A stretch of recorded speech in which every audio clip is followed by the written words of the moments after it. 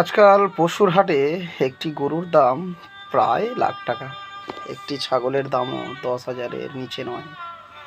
অথচ ভোটের বাজারে কিছু মানুষের দাম মাত্র 65 টাকা। তাহলে কি সত্যি এই সময় মানুষের মূল্য পশুর চেয়েও কম হয়ে গেছে? যে হাত একদিন সন্তানকে সততার শিক্ষা দেয়, সেই হাতি যখন কয়েকটি টাকার বিনিময়ে নিজের ভবিষ্যৎ বিক্রি করে দেয়, তখন পরাজিত হয় একটি ভোট নয়, পরাজিত হয় একটি প্রজন্ম। যে সমাজে বিবেক বিক্রি হয়ে যায়, সেখানে সততার চেয়ে মিথ্যার দাম বেশি হয়। সেখান থেকে জন্ম নেয় না কোনো বীর সন্তান, কোনো প্রতিবাদী। জন্ম নেয় লোভ, দুর্নীতি আর বিবেকহীনতার উত্তরাধিকার।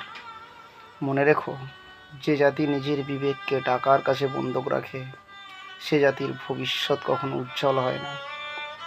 সে সমাজ তখন চলে যায় চোর, দুর্নীতিবাজ আর ক্ষমতার দালালদের হাতে।